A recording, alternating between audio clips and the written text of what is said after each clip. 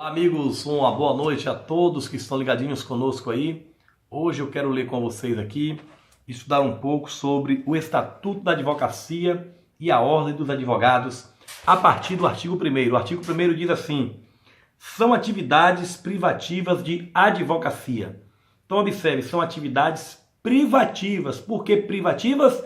Porque só o advogado pode fazer, pode atuar naquela atividade. E aí o inciso 1 diz assim: a postulação a qualquer órgão do Poder Judiciário e aos juizados especiais. Então isso é privativo de advogado. O inciso 2 diz: as atividades de consultoria, assessoria e direção jurídicas. Então o advogado ele pode atuar como consultor, assessor e também dar uma direção jurídica, ou os três também. O parágrafo 1º diz assim: não se inclui na atividade privativa de advocacia a impetração de habeas corpus em qualquer instância ou tribunal. Por que não se inclui aqui como uma atividade privativa de advogado? Nós sabemos que o habeas corpus qualquer pessoa pode fazer. Talvez você já tenha ouvido aquela história da pessoa ali, do preso, que fez um habeas corpus no papel de pão, não é verdade? Esse é o exemplo mais clássico aí que nós encontramos no direito. Um preso que fez o habeas corpus no papel de pão. Em qualquer tipo de papel ele faz ali o habeas corpus. Então o habeas corpus não é peça privativa de advogado. Qualquer pessoa pode fazer. O parágrafo 2º diz assim: os atos e contratos constitutivos de processos jurídicos, sob pena de nulidade, só podem ser admitidos a registro nos órgãos competentes quando visados por advogados. Então aqui, atos e contratos constitutivos de pessoas jurídicas também é privativo de advogado. E o parágrafo 3º diz: é vedada a divulgação de advocacia em conjunto com outra atividade. Então imagine que você tem um escritório de advocacia e você quer colocar junto com aquele escritório ali uma outra atividade. Por exemplo, você tem um escritório e naquele escritório também, na mesma razão social, você coloca uma empresa de cosméticos. Pode isso? Não, não pode. O parágrafo 3º diz: é vedada a divulgação de advocacia em conjunto com outra atividade. E o artigo 2º do Estatuto da Advocacia diz assim: o advogado é indispensável à administração da justiça. Então veja que o advogado ele é indispensável à administração da justiça. Você deve estar observando que meu óculos quebrou a perna, né? Quando eu ia gravar, o óculos estava sem a perna e não tive como consertar hoje, então eu estou gravando aqui com um óculos parecendo com Silvio Santos.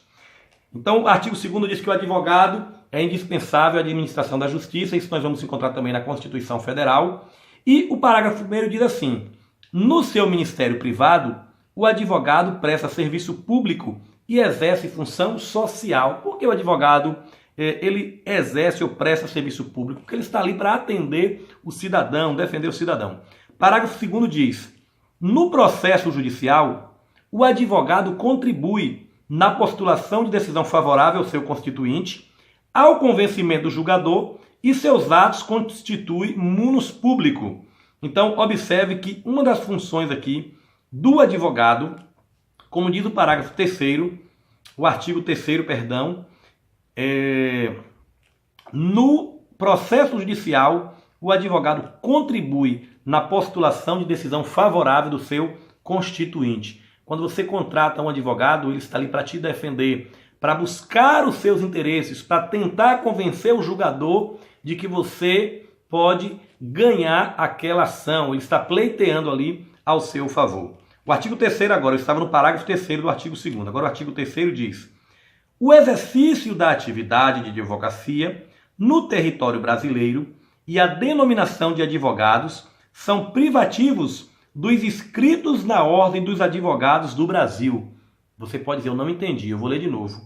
O exercício da atividade de advocacia no território brasileiro e a denominação de advogado são privativos dos inscritos na Ordem dos Advogados do Brasil. Isso significa dizer que ser apenas bacharel em direito não lhe qualifica como um advogado.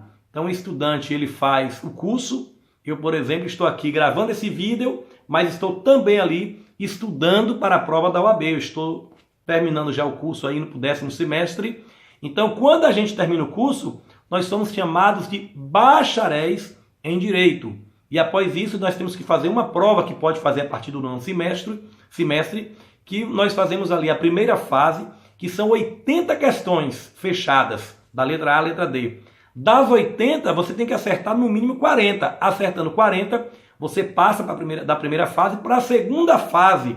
E na segunda fase tem uma outra prova aberta com 5 questões, dentre elas uma peça processual. E aí você pode escolher a sua área, penal, administrativo, trabalhista. Eu, por exemplo, vou optar a segunda fase, passando na primeira, que eu irei passar, eu creio nisso.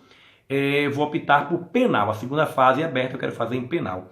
Então, o exercício da advocacia no território brasileiro e a denominação de advogados são privativos dos inscritos na ordem dos advogados do Brasil. Então, para ser advogado, você também precisa passar na prova da OAB e ser inscrito na ordem. O parágrafo 1º diz assim: exercem atividade de advocacia sujeitando-se ao regime desta lei, além do regime próprio a que se subordinem os integrantes da Associação Geral da União, da Procuradoria da Fazenda Nacional, Defensoria Pública, das Procuradorias, Consultorias Jurídicas, Estados, Distrito Federal, dos municípios e das respectivas entidades de administração indireta e fundacional. Então, todos que exercem a advocacia, eles estão sujeitos ao regime desta lei. Eu estou aqui aberto aqui no Estatuto da Advocacia. E aqui tem as normas para o advogado. O parágrafo 2º diz assim: o estagiário de advocacia, deixa eu só ver aqui, isso aí. O estagiário de advocacia regularmente inscrito pode praticar os atos previstos no artigo 1 na forma do regimento geral, em conjunto com o advogado e sob responsabilidade deste. É o que nós falamos aqui da postulação. O que o advogado pode e o que ele não pode postular. Nós vimos aqui agora que o estagiário de advocacia regularmente inscrito, ele pode praticar esses atos previstos no artigo 1º? Sim, o estagiário pode. Mas como é que ele pode? Na forma do regimento geral, em conjunto com o advogado e sob a responsabilidade deste. Então, o estagiário, ele pode fazer o que está aqui no artigo 1º, que nós já lemos, mas ele tem que ter ali o acompanhamento, como diz aqui. Ele tem que estar em conjunto com o advogado e a responsabilidade é deste advogado que o acompanha. O artigo 4º diz: são nulos atos privativos de advogado praticados por pessoa não inscrita na OAB, sem prejuízo das sanções civis, penais e administrativas. Como nós falamos, para ser advogado também não é só ter terminar o curso de Direito e ser bacharel em Direito. Você também precisa fazer a prova da OAB, senão os atos são nulos. Parágrafo único.